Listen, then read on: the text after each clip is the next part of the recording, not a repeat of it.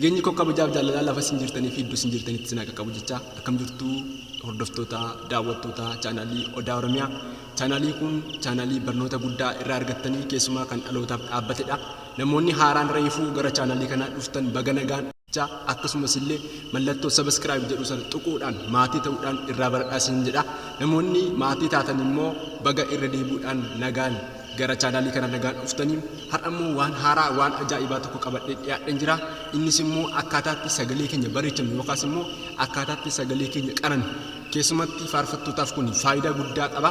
Appilikeeshinii qofaa fayyadamuudhaan akkaataatti mana keenya teenyeetu sagalee keenya itti bareechannu isin qabadhee dhiyaadheen jira.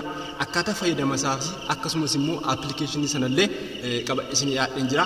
Aappii kana yoo barbaadan karaa description boxii jala isiniin kaa'a. Akkasumas immoo karaa toora telegiraamii koo irraa argachuu dandeessu. Toora telegiraamii koo akkasumas Odaa Oromiyaa tuubii kan jedhudha. Telegiraamii sana jala seenuudhaan maatii ta'uudhaan join gootanii maatii ta'uudhaan akkasumas illee aappii kana buufachuu dandeessu. Namoonni description jala seentanii buufachuu beektan immoo description boxii jala isiniin kaa'a. Faarfattootaaf kun baay'ee faayidaa guddaa qaba. Mana keessan teessanii daqiiqaa 10 kan hin caalle akkaataa fayyadama isaa ilaaltanii yoo fayyadamtan bu'aa guddaa irraa argattu jechuudha. Maaliif namoonni baay'een faarfannaa faarfachuu hin barbaadu garuu sagaleen isaanii faarfannaa fi kan ta'u miti. Kun immoo akkaataatti sagalee keenya itti qarannu yookaas immoo akkaataatti sagalee keenya itti bareechannu guutummaan guututti qabatee dhiyaatee jira waan ta'eef aappiin kun aappii ajaa'ibaati kan namoonni baay'een itti fayyadamaa jiranidha. Namoonni itti fayyadamaa jirtan itti fayyadama.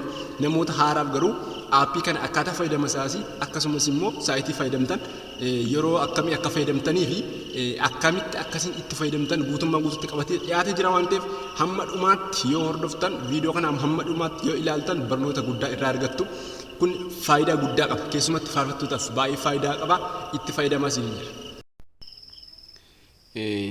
Egaa sida akkuma isinii kaasuuf yaale amma gara iskiriinitti dhufneerra sagalee keessan bareechuudhaaf aappiin isin barbaachisu jira. Aappichi 7 minutes jedhee jira. 7 minutes han jedhu Play Store jala seenuudhaani Play Store jala seenuudhaan jechuudha buufachuu dandeessu. Fakkeenyaaf aappii kana Play Store jala seentanii 7 minutes jettanii barreessitanii search gootanii argachuu dandeessu jechuudha. Ani already buuseen jira waan ta'eef buusuun nan barbaachisu. Garuu akkaataatti shaakalamuu muraasa isaa isin agarsiisa. Aappii kana 7 minutes jedha. Aappiin kun baay'ee barbaachisaadha sagalee ofii bareechuuf jechuudha. Kanaaf Play Store jala seenaatii buufadhaa. Amma akkaataa isaa waan muraasa isinitti agarsiisa jechuudha. Baay'ee tokko salphaadha. Yerootti saayitii firii keessanii yoo hojjettanii sagaleen keessan baay'ee bareeda jechuudha. Baay'ee tokko isinii bareeda. Kanaaf yeroo keessan kennaati yoo baatee daqiiqaa 10 kan hin caallee fi sagalee keessan kennaati irratti hojjedhaa isin jedha. Aappichi akkuma inni amma isinitti himuuf yaale kunoo kana fakkaata. Iskiriin isaa kana fakkaata. Inni tokkoffaan biriizingii jedhee jira. Biriizingii isa jiru sana takkaan tuqa.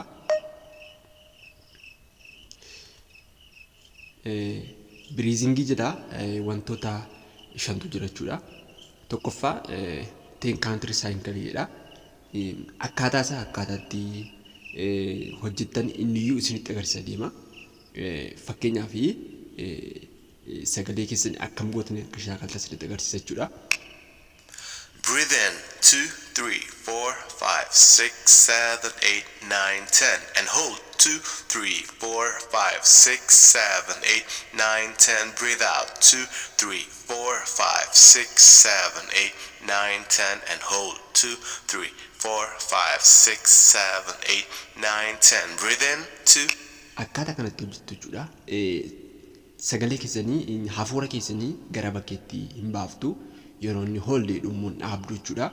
Yeroo inni isinii akkasiin gadhiiftan isinii eeyyamu immoo gara alaatti baaftu jechuudha. Inni lammaffaan diyaafiraamiidha. diaphragm jedhu diaphragm 4-4 ishee jettu kana jechuudha. Isas immoo akkaataa hojii isaa jalqaba ilaalleetu ammas isinitti himna jechuudha. 1, 2, 3, 4. In.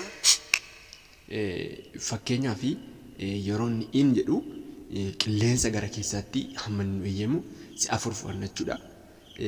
Yeroo inni out jedhu immoo asii gadi si'a 4 baafna jechuudha.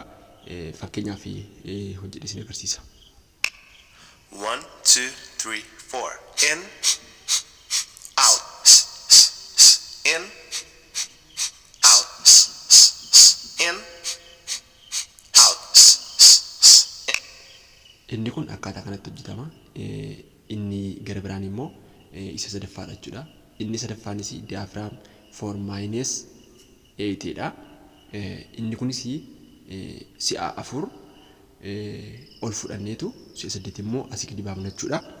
Isas waan muraasa hojjedhe isin agarsiisa. 1, 2, 3, 4. In. Out. In. Out. In. Out. In. Funyaan keenyaatiin si'a 4 ol fudhannaa. Yeroon out immoo si'a 8 funyaan keenyaatiin hafuura baafna jechuudha. Baay'ee tokko salphaadha. Daqiiqaa 10 kan isin hin goone jechuudha yoo isin galma hojjettan baay'ee isin gargaara. Inni shanaffaan paantingii kan jedhudha. Paantingiin kuni akka hargansuu sareetti kan harganamudha jechuudha. Akka sareen hargantutti otoo wanta inni jedhu sana addan baafatin otoo gochuu dhiistanii baay'ee barbaachisaadha. Isa paantingii jedhu kan akka sareetti harganu jechuudha. Kun amma fakkeenyaaf hojjedhe isin agarsiisa. 1, 2, 3, 4. 1, 2, 3, 4. 1, 2, 3, 4. 1, 2, 3, 4. 1, 2, 3, 4. Eegaa akka sareetti lakkoofsa isaa otoo hin dogoggorre yeroo inni 1, 2, 3, 4 jedhu lakkoofsa irratti addan bahanii faana akka saree arraba ofii gadi baasanii harganu jechuudha. Inni jahaffaan yookaan inni shanaffaan daqiiqaa tokkoof yookaan immoo sekeendii 30 qilleensa gara alaatti baasu jechuudha. Sekeendii 30 sekeendii 60 qilleensa gara alaatti baasu daqiiqaa tokko jechuudha. Otoo walirraa hin kutin qilleensa gara alaatti asii gadi baasu jechuudha. Kunni kan inni fayyadu baay'ee sagalee keenya baafnee yookaan faarfannaa dheeraa tokko sagalee keenya baafnee faarfachuudhaaf nu gargaara jechuudha. Kanaaf qilleensa gara alaatti daqiiqaa tokko otoo walirraa hin kutin yaalu jechuudha. Takkaatti daqiiqaa tokko baasuun hin danda'amu. Adeemsa keessa yoo sekeendii 20 yoo irra jettan bor sekeendii 30 ittaan immoo sekeendii 50-60tti ol siqaa deemtu jechuudha. Kanaaf yeroo yerootti shaakala amma fakkeenyaaf waan muraasa hojjedhe isin agarsiisa. Relax, breathe in, and start. 1, 2, relax. 4, 5, focus. 6, 7, 8, 9, 10, 11. Akkaataa kanatti sekeendii inni isinii lakkaa deemu kana amma daqiiqaa tokkotti qilleensa gara alaatti baaftu jechuudha. Inni kun kan maanii inni gara biraan waarmaappiidha. Waarmaappiis waa muraasa isin agarsiisa. Inni immoo waan lama duwwaa qaba. Inni sadaffaan ekstiraa inni jedhu biyya kana keessatti hojjetu waan lama duwwaatu hojjeta jechuudha. Isa tokkoffaa kana isin agarsiisa. Easy isa jedhu kana fakkeenyaaf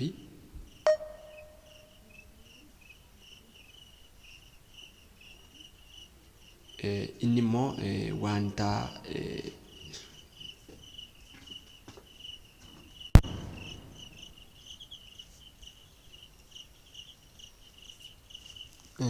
inni kutaa kana keessa jiru baay'ee salphaadha. Wantoota 1 2 3 4 5 6 wantoota 6 of jalaa qaba jechuudha. Inni kun muuziqaa qaba. Muuziqaa sana wajjin sagalee keenya buufnee akkaataa inni muuziqaa sanatti ritimii isaa otoo hin dagatiin akkasumas immoo tiraanspoosii isaa otoo irraa hin kaatiin faana sagalee keenya bareechuu qabna jechuudha. Inni ofuma isaa muuziqaa qaba. Akkasumas immoo sagalee irratti yaalamullee inni qabaata jechuudha. Gaggabaabinaan wantoota muraasa isaa isin agarsiisa. gaggabaabsa jechuudha baay'ee yeroo keenya nyaata waan ta'eef. Isa tokkoffaa irraa kaasiin isin agarsiisa. Tokkoffaa amma fakkeenyaaf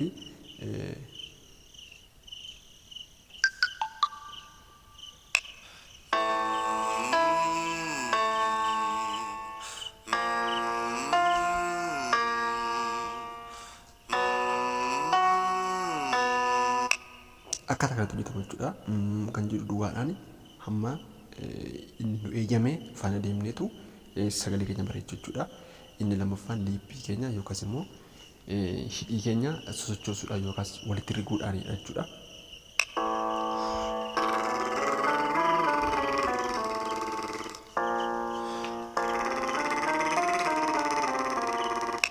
Inni kunis akkaataa kanaatiin deema. Inni sadaffaanii akkasuma hidhima keenya walitti riguudha yookaan immoo wal rukuchisuudhaanidha. Innis akkaataa isaa isin agarsiisa.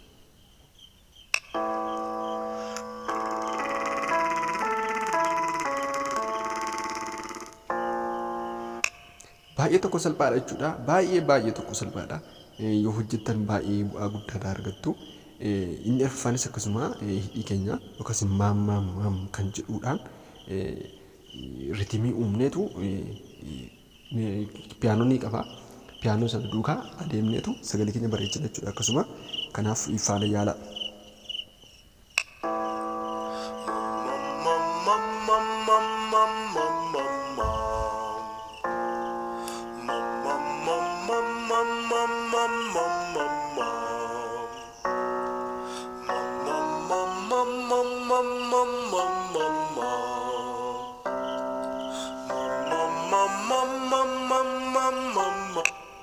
Kunis akkaataa kanatti hojjetama.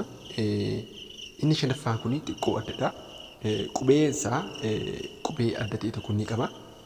Qubeen isaa L, E, A, O, U kan jedhu kanaan ritimii duukaa deemuudhaan muuziqaa duukaa deemuudhaan sagalee keenya bareechuudha jechuudha.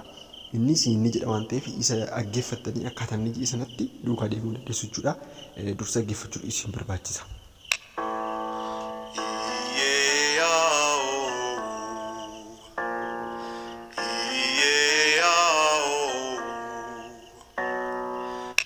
Akkaataa kanatti hojjetachuudha. Hamma dhumaatti hamma dhuma iskeelitti inni hojjetanni yeroo keenya gaggaabsuudhaaf kukkutaan jira.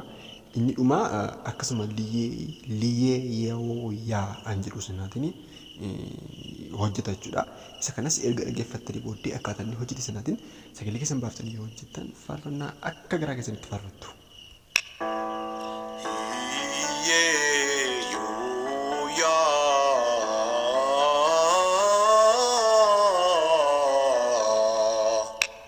Irra deddeebiidhaan wanta kana otoo nuufin yeroo hundumaa yoo hojjettan daqiiqaa 10 yoo hojjettanii sagalee keessan akka barbaadanitti bareechuu ni dandeessu jechuudha. Inni gara biraan rigulaar kan jirudha. Rigulaariin kunis kutaan amma isinitti agarsiise irraa adda badaa hin qabu. Isuma sanadha. Wanta itti daddabaleetu ni jira malee isuma sanadha jechuudha. Kanaafi kutaan sanadha. Isa ofiima keessaniiti yaalaa jechuudha. Barnoonni har'aan qabu kanumadha. Akkasumas aappii biraan illee ni jira. Aappii biraa kana immoo kutaa biraa isin qabadhee dhiyaadha. Isa kana yeroo daqiiqaa keessan kennaati yeroo keessan itti fayyadamaati itti fayyadamaa. Baay'ee isin gargaara. Baay'ee ajaa'ibsiisaadha. Namni wanta kana hojjechuudhaaf manaa bahee lafa barbaade dhaqa waan ta'eef kan immoo aappii keessan silkii keessanitti irratti fe'attanii akka garaa keessanitti ittiin hojjechuu dandeessu. Kanaaf itti gargaarama waan dhaggeeffattaniif guddaa galatoma. Waaqayyo dachaa isin haa eebbisu.